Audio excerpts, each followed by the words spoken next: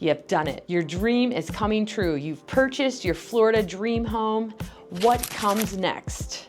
Well, based on all the conversations we have with so many of our buyers, we know that what comes next is some home projects.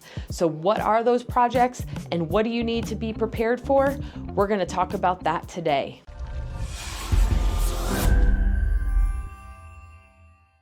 All right, first, most of us here in Southwest Florida, Bonita Springs, Estero, Naples, Fort Myers, we have a lot of gated communities here. So with those gated communities come homeowner association and condo rules and architectural committees.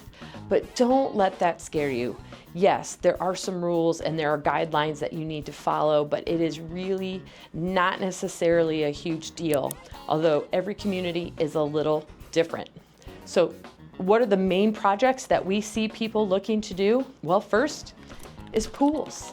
If you buy a house that doesn't have a pool, it is likely, since you're living in Florida, you might want to add a pool. And really, this is so common. Most of probably 50-60% of our houses here do have pools, but not all of them, because some people don't want to deal with a pool and they would rather just use the gorgeous community pool, and that's okay too. But let me share a little bit about some experiences that we've had with people building pools.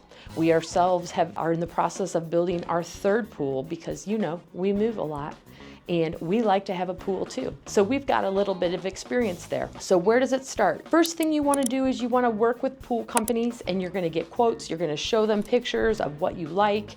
They're going to put together pictures and schematics for you and talk through all the options, and there are a lot of them. It is really good to have a budget and then try to stick within it, kind of like when you're building new construction. But once you have all that worked out, the next step is going to be to working to get approval from your community. So most communities will have a packet that you put together where you include your address, all your kind of basic information, and then it also is going to include the pool plans. They need to have engineering drawings. They need to have the business license, the business insurance. So there's a whole slew of things that need to get together. By the time you're done, you've got about a 50 or 55 page packet of information to turn over to the association to approve. Now, you just need to understand every neighborhood has their own rules on how do they do these. Sometimes they have architectural review committee meetings once a month. Sometimes they have them twice a month. Sometimes they get together as applications come in. So it varies by neighborhood. So this is something that you will want to ask the question. How do these get looked at? How quickly might this turn around, especially in the event that they come back and they ask for a clarifying question or they need additional information? You want to make sure if they're only meeting once a month that you don't reset your whole clock because you were missing a page of your packet, because that can happen. All right, so the next thing that you need to kind of be aware of is sometimes there are extra guidelines that go along with it. We have a couple neighborhoods in our area that we've lived in that were very easy to get through the approval process once you had all the packet together, and there are other ones that are a little more challenging. For example, we have someone we're working with right now who is going through, and once everything got approved, that's great. But part of that approval in this community is you have to use the community landscape and irrigation community or company to disassemble your irrigation while the pool's being built, and then it has to be put back together. Now, is that a big deal? No, it is not a big deal, but based on what we have heard in this specific community, they are charging a premium to be able to do that, and they say it's because of the way they have all the systems set up and they know how it's set up, and that is likely true, but they've got a few extra rules to get through in this neighborhood. Now, you will have to put down a deposit when you start a lot of these major projects. They will require a deposit with the neighborhood so that once the project's done and they come and they sign off on it, they make sure that all of the common areas and that everything is followed the rules and followed the guidelines that are set within the neighborhood, and then they release that deposit back to you. But in this case, in this neighborhood, that is part of the process. Once you get to the other end of the pool being done, before you landscape, so the pool is now done, but you're not completely finished yet, the irrigation company has to come back. They have to reset irrigation. But even before that, you have to have a survey company come out and they have to survey so that they recheck the grading of the lot to make sure that there's gonna be no challenges after the pool and landscaping is put back in. So neighborhood by neighborhood, there might be a few extra steps that need to happen. So just want you to know, don't be surprised. There can be some extra rules with that. Once everything is all done, don't forget when you build a pool, you do have to add landscaping as the last part of that project. The landscaping also has to get approved by the Architectural Review Committee.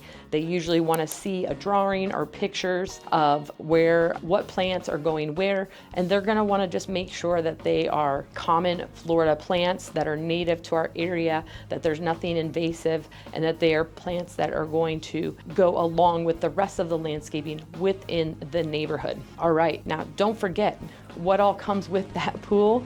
You've got to also figure out your pavers. You've got to figure out your cage, or if you're going to do a fence, all kinds of decisions that go along with that project. But again, everything will get transitioned over as part of that approval process with your Architectural Review Committee ahead of time. All right, what are some other ones? That's clearly the biggest one, the pool, because it is a project. It goes for months and there are a lot of pieces to it. But some of the other things you need to be aware of that are some of the most common projects we see. Gutters. Even when you buy new construction here, whether it's new or not, a lot of our builders do not include gutters all the way around the home, and that surprises a lot of people. So if you're looking at new construction or when you're looking at resale, it's just something that you want to be aware of. In a lot of cases, people will choose to go ahead and add gutters after closing. It's a personal choice, but it is not unusual to not have gutters on the sides of your houses here in Southwest Florida. So heads up on that one. Fences, we talk about fences a lot. If you are somebody who wants a fence for a pet or feel that you need a pet fence, you prefer to have a fence, I'm having trouble saying that word today.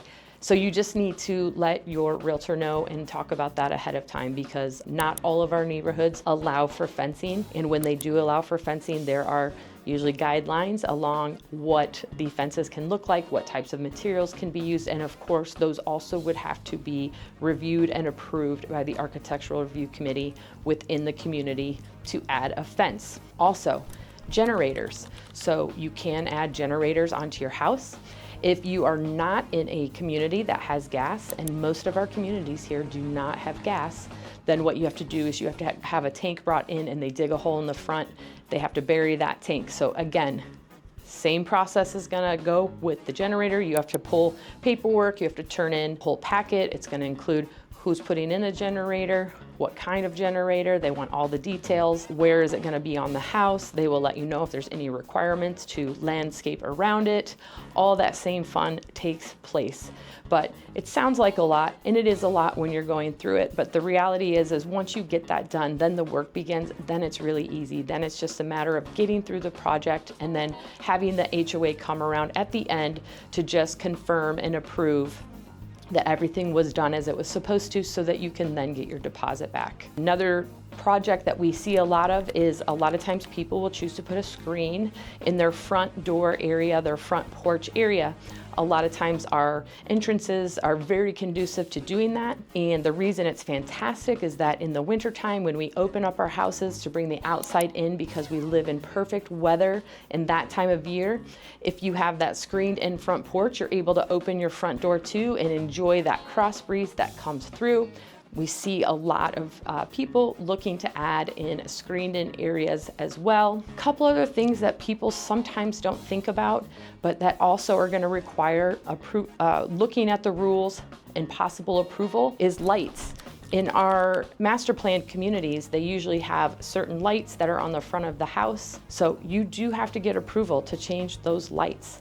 So just kind of that one takes people by surprise sometimes. There probably are rules around that. There might be, I don't know which ones get denied, which ones don't, but that is also, so anything that changes the way that the outside and the exterior of the house looks is likely gonna include requirement for approval from the Architectural Review Committee. Of course, that's gonna be also painting the house, replacing the roof. You have to make sure that all the products are in line with the required aesthetic of the neighborhood. And then one other thing just to kind of note is there also are usually rules around flags. Not that they don't allow them, but usually there will be a requirement. It can be one American flag, and then sport team flags can usually be out on the day of the game, but they typically are not allowed to just go all season long. So just kind of a funny little thing that sometimes people don't know, and I'm all for supporting your team. Have my Cyclone flags. Only on game day though. All right, another side note, another conversation that we've got a few people right now who are kind of in this boat that they work on cars and collect cars. So they want to be able to buy a property where they can add a garage. Now, not just a normal garage, a large garage that's got 6 or 8 different spots. They can put in lifts, so they've got tall doors. They can work in their workshop.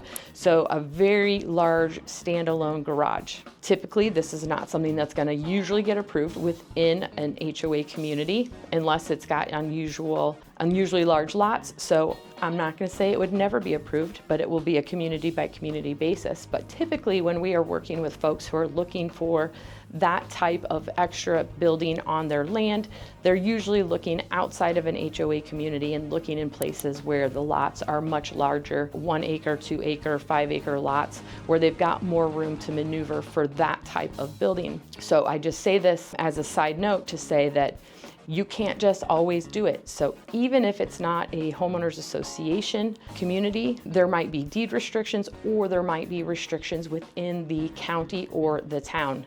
So we are able to accommodate those types of buildings in a lot of areas, but it's not everywhere. So if that's something that you're interested in, something that is important to you, then we're gonna talk about this up front, just like when we do our normal intake process and we go through the wish list. That will be an item that we will talk about. And maybe it's not a garage, maybe you're looking to add a second home or a place for your mother-in-law to stay, and it maybe is a separate building, not a separate building. We will work with you to work through what are the requirements and what is needed to be able to find that type of property that allows for one of those special projects. Because the reality is that everybody has different needs and there are different ways to find it, and we do have a lot of different ways to live here in Southwest Florida. So that's why we want to flush all that stuff out up front so that we can help you figure out exactly what your options are. Now, sometimes when we're talking with people, this can be frustrating, or they think that's why I don't want to live in an HOA, or it's so crazy, why would anybody want to live within those rules? And the truth of it is not everybody wants to, first of all, but second of all, there is a really nice aesthetic that comes with living in an area that has so many communities that are part of an association. When we would come down here and visit from Illinois, first of all, it was great to get out of the cold and the gray skies. So already we knew we were gonna be loving it.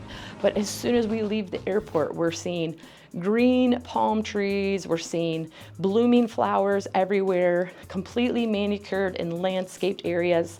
We live in a very beautiful part of Florida. Not all Florida looks the same. In fact, just this past weekend, we were at an event up in Melbourne Beach, Florida, which is up on the East Coast, kind of just south of Daytona, on the Atlantic side of the ocean. And let me tell you, it was very interesting to be driving around. We commented multiple times, Jeremy and I, on, wow, it feels so different than what we're used to living down here in Southwest Florida. And what I realized after driving around a little bit, that what for me was so different was that it did not have the same manicured looks. It was very kind of messy and run down, and the landscape was not nicely landscaped and manicured. There were not fresh flowers everywhere. Well, not fresh flowers, but growing flowers everywhere. And I think that was really the difference for me. And again, what's beautiful about that is that's gonna appeal to some people and it's not gonna appeal to others. And that's the really cool part.